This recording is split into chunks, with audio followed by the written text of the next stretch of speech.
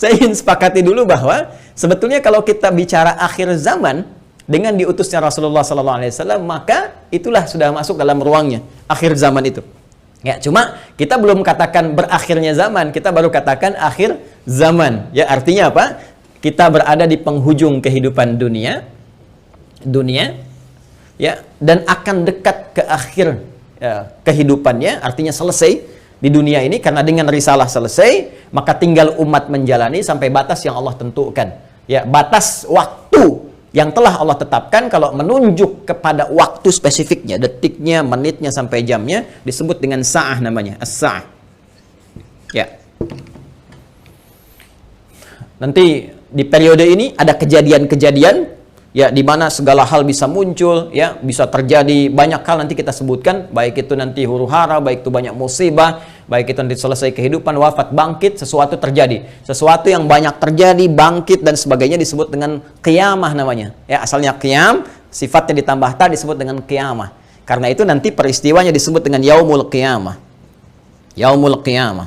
Ya. Nanti ada surah Al-Qiyamah, surah ke-75, gitu kan? La uqsimu biyaumil qiyamah. Ini peristiwanya. Tapi kalau kita ingin menunjuk kepada waktunya spesifik, ya, berakhir nih waktunya, selesai, sehingga terjadi kiamat yang dimaksudkan. Kita serap ke dalam bahasa Indonesia menjadi kiamat. Ya, berakhir waktunya disebut dengan sa'ah. Sa'ah menunjuk kepada, kalau sekarang dalam bahasa Arab standar sekarang sa'ah disebut jam. Ya, jam ada detiknya, kan sa'alan. Jam berapa sekarang? Ya, sampai ke detiknya, sampai ke menitnya dan seterusnya, itu menunjuk kepada waktu ini disebut dengan sa'ah. Ya, karena itu teman-teman sekalian, ketika Allah menegaskan kapan terjadi tepatnya terjadi kiamat ini, menunjuk pada waktunya, itu hanya milik Allah Subhanahu wa taala, prerogatifnya. Ya, karena itu di Quran surah ke-31 Luqman, di ayat ke-34, ayat terakhir, hal pertama dari 5 hal yang menjadi hak prerogatif Allah, kalimatnya langsung menggunakan kata sa'ah. Innallaha 'indahu 'ilmus sa'ah. Ini.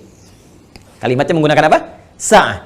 Ya, di hadis Muslim nomor hadis yang ke-8 disebut dengan hadis Jibril, ya, alaihissalam, ketika beliau bertanya mengonfirmasi kepada Rasulullah, ya, Sayyidina Muhammad sallallahu alaihi wasallam, bertanya tentang kapan tepatnya terjadi kiamat. Maka kalimat terakhirnya ketika bertanya tentang iman, Islam, ihsan, mata sa'ah.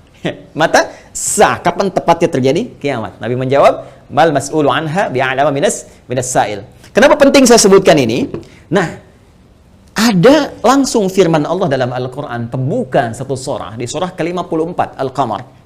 Ya, Al-Qamar. Dalam pandangan Allah, Allah menyebutkan bahwa ketika Rasulullah diutus sebagai Rasul di akhir zaman, artinya zaman ini terakhir dalam kehidupan, nggak ada nanti umat yang baru lagi, nggak ada Rasul diutus lagi dan sebagainya. Itu sudah Allah mendeklarasikan satu pembuka kalimat dalam firman yang sangat singkat tapi tajam sekali.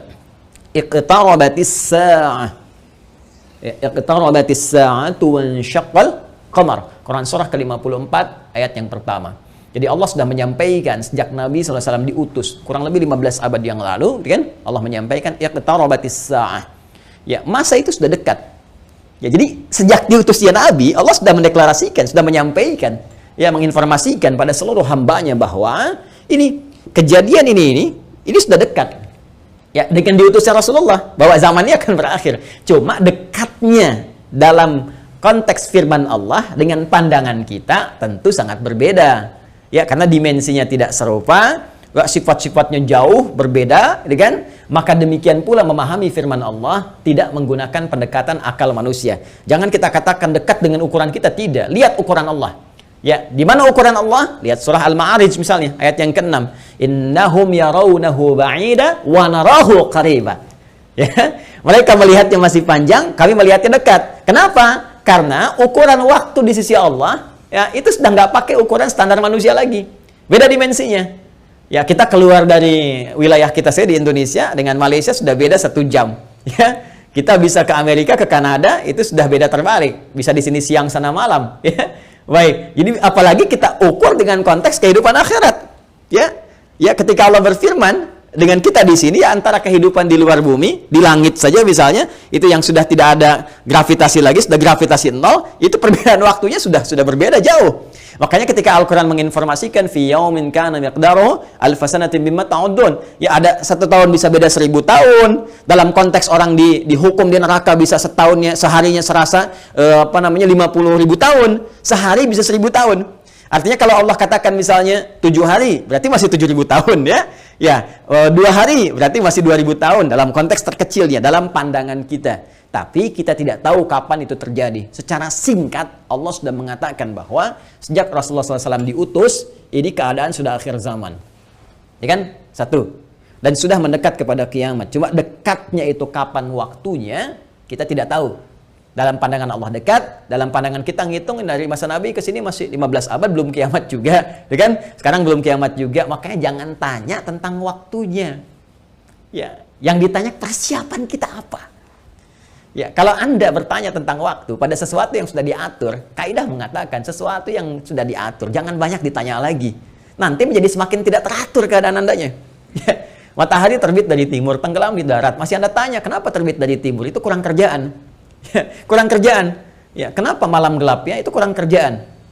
Jelas ya? Kenapa? Karena sudah kita mengerti, itu ma'lumun bid-darurah, sudah dipahami. Sudah dimengerti, naluri kita sudah bisa membaca, akal kita sudah mengetahuinya, ditanamkan dalam diri kita. Karena itu, sesuatu yang sudah Allah atur, jangan ikut-ikut mengatur lagi.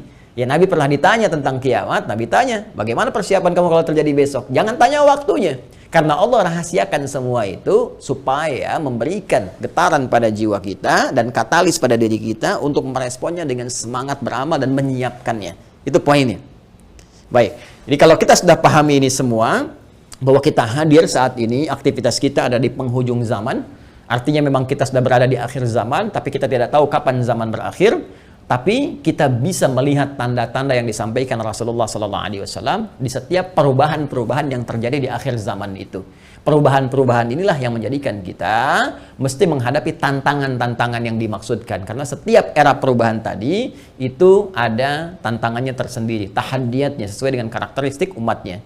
Nah, pertanyaannya, apa yang diinformasikan oleh Rasulullah di zaman beliau berupa tantangan-tantangan sampai perubahan-perubahan setelah masa-masa beliau kemudian wafat, bagaimana prediksi-prediksi yang disampaikan oleh para sahabat, ini yang coba kita uraikan. Dan di antara uraian itu ada yang teman-teman sebut dengan petaka-petaka. Ada yang kita istilahkan dengan musibah-musibah. Seperti apa musibah yang digambarkan itu di setiap waktu-waktu yang berganti sepeninggal Nabi SAW. Itu yang coba kita turunkan.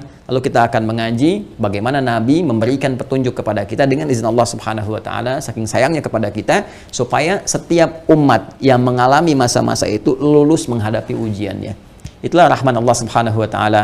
Itulah diantara sifat Rasulullah yang disebut dengan rahmatan lil alamin. Saking cintanya kepada seluruh pengikut beliau, umat beliau, maka beliau memohon kepada Allah, diberikan petunjuk oleh Allah, begini, setiap era ini nanti akan ada begini, nanti kamu akan hadapi begini, begini cara menghadapinya, begini cara menjaganya. Kalau kita lakukan itu dengan baik, maka Allah akan menyelamatkan kita dari keadaan-keadaan yang dimaksudkan dan lulus kita ujian sampai kita menghadap kepada Allah Subhanahu wa Ta'ala.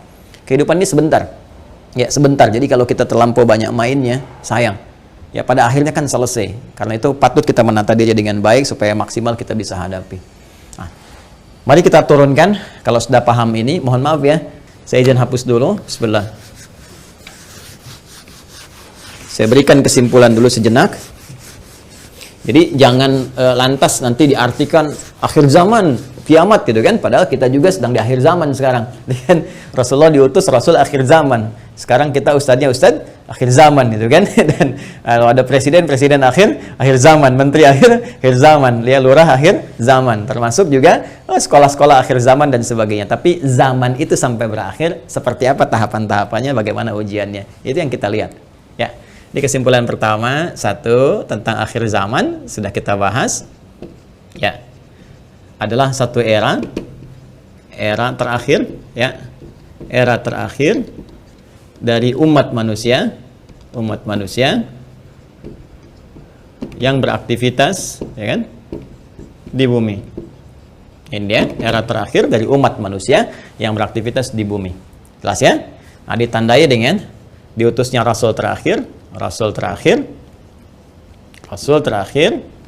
yaitu Rasulullah Sayyidina Muhammad sallallahu alaihi wasallam, kan? sallallahu alaihi wasallam. Kemudian karena siap Rasul itu membawa petunjuk, juga diberikan petunjuk berupa hudan terakhir. Itu berupa Al-Quran. Karena Al-Quran pun ketika diturunkan Allah menyebut dengan hudan. Buka Quran surah kedua Al-Baqarah di ayat 185. Syahrul Ramadan alladzi unzila fihi al-Quran hudan linnas. Ya, hudan linnas wa bayyinatin minal huda wal furqan. Baik, sekarang dari sejak diutusnya Rasulullah sudah masuk akhir zaman, bagaimana perjalanan? Nah, kalau kita turunkan dari sini di masa Rasulullah SAW, Rasul ya SAW sampai dengan kita sekarang, ya. Sampai kita sekarang di masa kini. Kurang lebih ada sekitar 15 abad. Nah, sekarang kita akan bicara tentang bagaimana Rasulullah SAW menyampaikan tentang berita-berita nubuat. Nubuat itu tentang berita besar yang terjadi dibawa oleh utusan. Ya, orang menyampaikan nubuat disebut dengan nabi, pembawa berita besar. Beritanya disebut dengan naba, karena itu ada surah An-Naba. Ya, amma yatasaalun 'anin naba'il 'azim, ya. Nah, ini nanti ada nubuat-nubuat beliau yang disampaikan kepada para sahabatnya, terlacak sampai dengan ke kita tentang peristiwa-peristiwa yang terjadi di masa-masa sampai mendekat kepada waktunya berakhir, as-sa'ah, ya, as-sa'ah. Ya. Ini karena akhir di sini akhirnya selesai gitu, nggak bisa ditulis lagi, dan karena kita di sini ya dekat ya, tapi kan nggak tahu masanya kapan. Jadi kurang lebih ginilah ya, supaya agak ngeles sedikit bahwa papan tulisnya udah nggak cukup. Jadi gini ya, teman-teman sekalian, saya turunkan ke sini. Baik, sekarang saya beri contoh begini misalnya. Ya, ini hadis yang populer saja, saya langsung ambil dari hadis riwayat Muslim. Hadis riwayat Imam Muslim. Ya, nomor hadis yang ke-8. Nanti ada bab tentang iman, Islam dan ihsan. Ya, dikenal juga dengan hadis Jibril dan banyak dikutip oleh para ulama, termasuk juga Al-Imam An-Nawawi dalam Al-Arba'in. Dari 42 hadis beliau mengutip ini, teman-teman sekalian, di hadis yang kedua setelah innamal a'malu binniyat, masuk hadis ini. Ya, an Abi Hafs Umar bin Khattab radhiyallahu taala anhu, qala bainama nahnu julusun 'inda Rasulillah sallallahu alaihi wasallam, ittala 'alaina rajulun shadidu bayadit thiyabi, shadidus sawadis sa'ari, la yura 'alaihi atharus safari.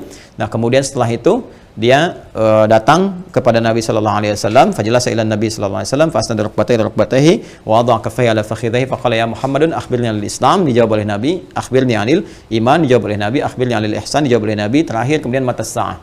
Ya, bertanya tentang tanda-tanda as-sa'ah. Kapan ini ya terjadi tepatnya kiamat? Nabi menjawab, mal mas'ulu anha bi'alami minas sa'il. Ya, tidaklah yang ditanya lebih tahu daripada siapa yang bertanya. Ya, tidaklah yang ditanya lebih tahu daripada yang bertanya. Jadi yang ditanya Rasulullah SAW ini kan Jibril, dekat dengan Allah. Allah Subhanahu Wa Taala berikan wahyu lewat Jibril sampaikan kepada Rasulullah. Tentunya ya malaikat Jibril lebih tahu dibandingkan dengan saya. Ya, ini juga pertanda ada dua hal. Pertama, pertanda ujian yang disampaikan malaikat kepada Nabi Muhammad supaya tidak mengarang sesuatu di luar apa yang Allah wahyukan kepadanya. Dan ini membenarkan risalah Nabi Muhammad SAW. Yang kedua juga salah satu pertanda bagaimana ta'zimnya, ya, kagumnya malaikat Jibril pada Nabi Muhammad karena merasa Rasulullah lebih dekat dengan Allah Subhanahu Wa Taala. Bagaimana dipuji dalam Al-Quran, wa innaka la'ala khuluqin azim, dijamin surga sebelum wafatnya, inna a'tainakal kautsar. Ya, tentu ada pertanyaan dari malaikat, nih hamba luar biasa disayang Allah, dan hamba manusia yang sudah pada tingkat tersayang dari Allah itu melebihi malaikat. Karena itu ketika Adam alaihissalam ya diuji oleh Allah, diminta, ditanya ini apa, ya, Al-Baqarah di ayat yang ke-31 itu, wa 'allama Adam al-asma'a kullaha, dan seterusnya sampai ayat 33, maka malaikat kan diminta sujud hormat. Ya, 34-nya. Wa idz qulna lil malaikati isjudu li Adam fasajadu. Kan? Maka mereka diminta sujud hormat kepada Adam alaihissalam. Apalagi Nabi Muhammad sallallahu alaihi wasallam dengan segala puncak ketakwaan dan kedekatannya kepada Allah. Maka mengkonfirmasi malaikat karena melihat bagaimana kedekatan Rasulullah dengan Allah Subhanahu wa taala. Tapi tetap Nabi dengan tawadhu mengatakan mal mas'ulu anha bi'alam minas sa'il.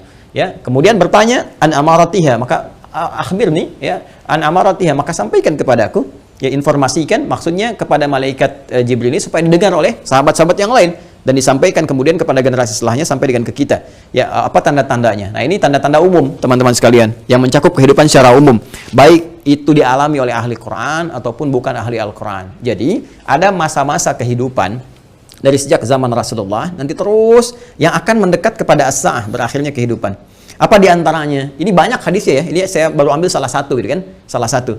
Maka dikatakan misalnya antali dalam turabbataha. Bagaimana seorang pembantu melahirkan tuannya. Ya, di sini para ulama ada yang memahami sesuatu dunia menjadi terbalik. Ya, suatu dunia menjadi terbalik. Kalau kita lihat tekstual kan nggak mungkin, oh, pembantu kok lahiran tuan, kan nggak mungkin. Tapi ada yang mengartikan banyak hal. Ya, keadaan menjadi terbalik. Ya, misalnya, mohon maaf ya, kan biasanya tuan yang mengatur pembantu, sekarang pembantu ngatur tuan. Ya, jadi nanti ditafsir dengan hadis-hadis lain, ketika yang benar disalahkan, yang salah dibenarkan.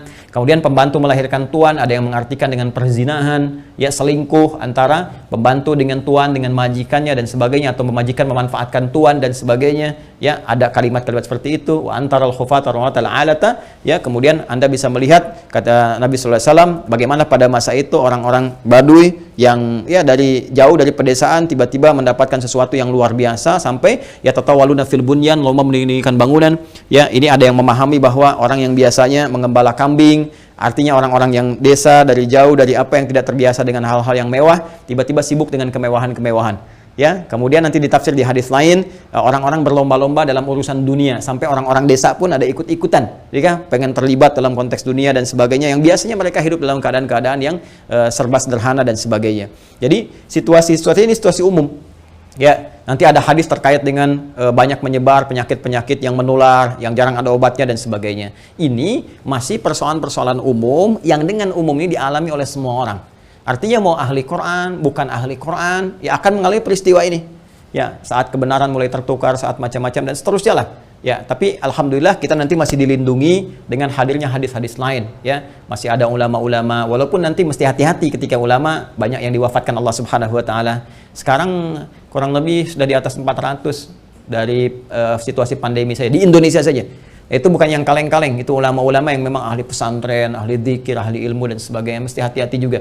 Ya, alhamdulillah kita masih ada orang-orang yang istighfar, bangun di malam hari, orang-orang yang mendekat kepada Allah, orang-orang yang taubat, masih kita dilindungi oleh Allah. Ya, jadi keadaan-keadaan ini, tapi petunjuk-petunjuk ke arah ini sudah mulai terasa. Artinya Nabi menyampaikan setelah kehidupan beliau akan dialami masa-masa ini. Ya, jadi masa-masa ini sudah terjadi fitnah kubra dari masa tabi'in, ya, dari masa sahabat akhir-akhir ke tabi'in. Setelah itu kan ada juga peristiwa-peristiwa ini. Sampai juga di kita sekarang pun kita rasakan peristiwa itu. Tapi jangan disimpulkan berarti besok kiamat. Jumat lagi gitu ya. Nah, jangan ngambil kesimpulan gitu juga. Ada variabel-variabel lain yang harus kita pahami, tapi kita mesti waspada. Ini berupa fitnah. Ini yang saya maksudkan. Ini ujiannya. Ujiannya. Ingat nanti ya, ada fitnah, ada musibah, ada bala, ada ibtala, itu beda-beda. Ya, itu beda-beda. Nah, ingin saya katakan bahwa ini ujian kita di sini. Ini ujian kita. Karena ini ujian kita mesti lulus, teman-teman sekalian. Nah, sekarang dan jangan langsung kita pahami ini kiamat besok ini, tidak. Nabi ingin mengatakan di masa depan ada tantangan-tantangan tuh akan begini.